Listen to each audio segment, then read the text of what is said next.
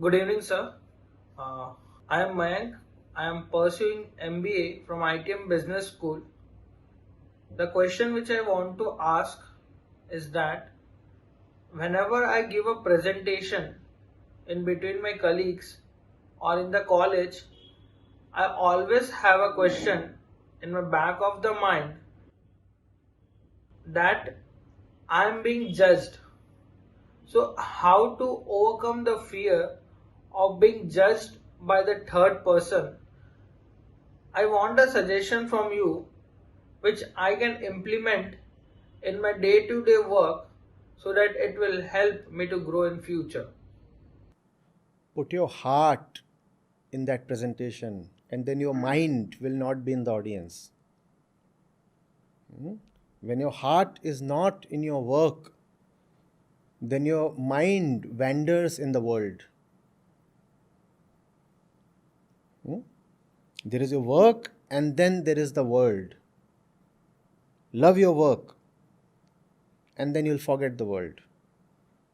Your problem is not that you are too concerned with people's opinions. Your problem is that there is no heart in your work. You have made or created a presentation just for the sake of some marks or degree or completing a formality, ticking a box, something. If I love what I'm doing, how will I have the space to worry or wonder too much about what the others are thinking? Think of a cricketer on the pitch. And there is a fast bowler rushing at him. 150 kmph. And there is an audience of 80,000. 80,000. The stadium is jam packed. What if the cricketer starts thinking of these 80,000 opinions? What if we start looking into these 1,60,000 eyes? Will he still retain sight of the ball? Should he look at the ball or should he look into the eyes of the audience? Please tell me. He should look at the ball first. Should his mind be totally absorbed in the game, or should he be thinking of how the audience would react if he misses the ball or hits a six? He should focus on the game, sir. Right. Now, if there is a batsman who is all the time thinking of the audience, what do you know about him? That is mentally disturbed. He's not able to focus in the work which he is Don't doing. don't use words like ability and all. Talk of intention. If there is a batsman who is continuously thinking of the audience, what I know is that he does not love cricket. Yes, Right? yes. Boils down to love. Do you love your presentation? That's the Not that problem. much. That's the problem. So go deep into whatever you are doing. And if something does not deserve the depth of your attention, avoid it. You cannot give your best to everything. Not everything deserves your love. Avoid those things. But when you choose something, don't be half-hearted. Once you have placed your hand on something, bring that thing to your heart. Let the distance be removed. Half-heartedness is the curse of life. People live as if they are half dead. Lukewarm lives, neither cold dead nor boiling with vigor. Just lukewarm, 98.4 degrees Fahrenheit. That's lukewarm. Let there be some temperature. As a young person, you need some heat. Are you getting it? Yes, sir. And that's the job of love. That's the job of love. It gives you warmth and something beyond warmth. It makes the inner frozenness boil up. There is a lot within that needs to simply evaporate. Love does that. If there is no love, the internal stuff, all the conditioning and nonsense and trash we have been carrying since centuries, all that will continue to remain intact within. If you want your insides to be cleaned up, you need the heat of love, the cleansing power of love. Are you getting it? Yes, sir. Yes. So be just towards your academics, your profession, your relationships, whatever it is that you are into must bear the imprint of your authenticity.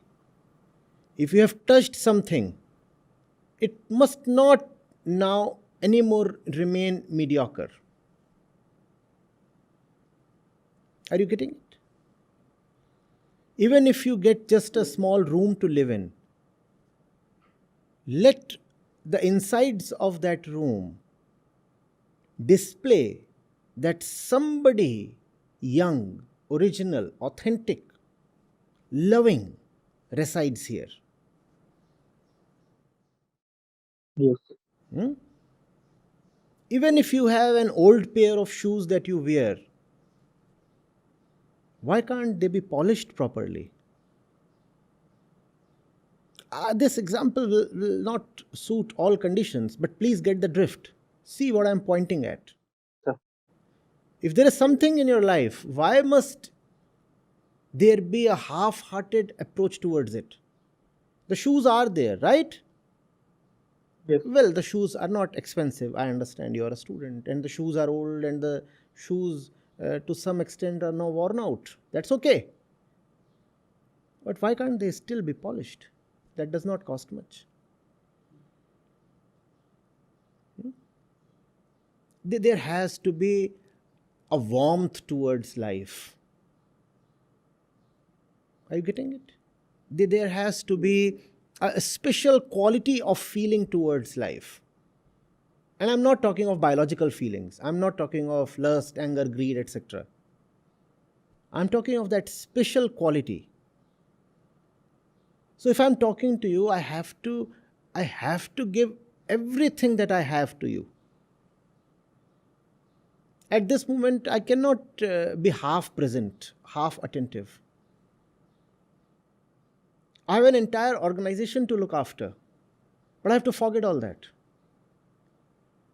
This moment, it is me and you. If I'm touching something, I have to give it everything.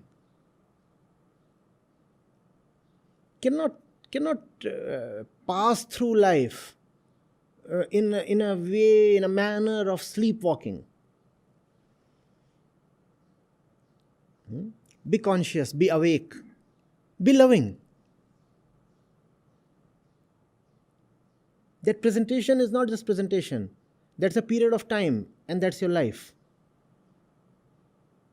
If you cannot be immersed in your presentation, then you are missing out on life itself.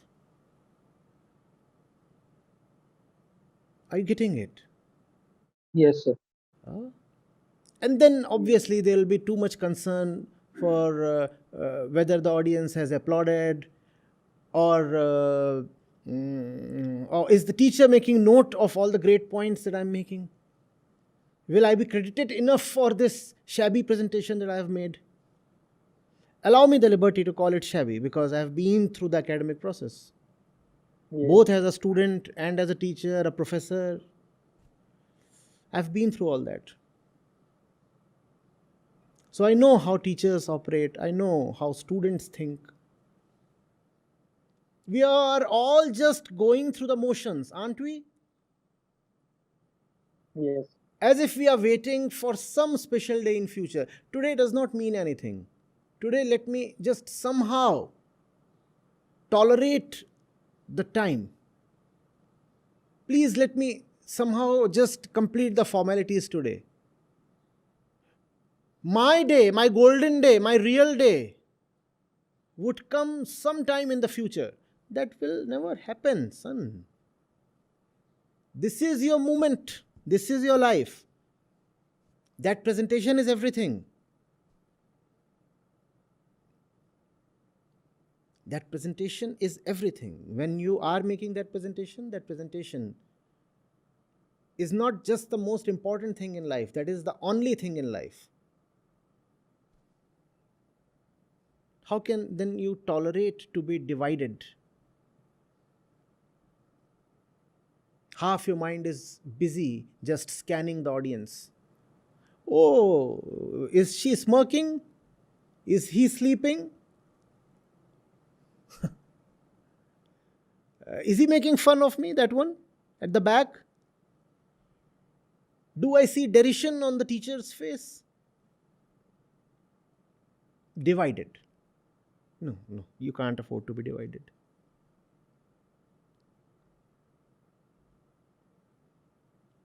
Live fully. And if there is stuff that does not deserve your fullness, drop it. Just drop it. Have the guts.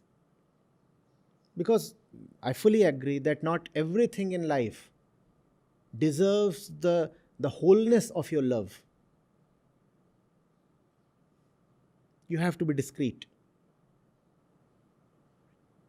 The point when you can be unconditionally loving towards everyone and everything comes way later in life. At that point, there are no boundaries. When you reach that point, then you don't have to make distinctions. But standing where you are, you must learn to make distinctions. You have to be discreet. You have to see what is it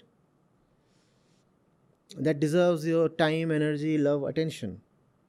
And when you discover that, you plunge into it.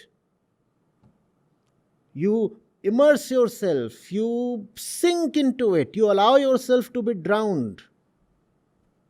You allow yourself to fall dead. Dead in terms of your concern for the world. I am dead to the world because I am immersed in my work.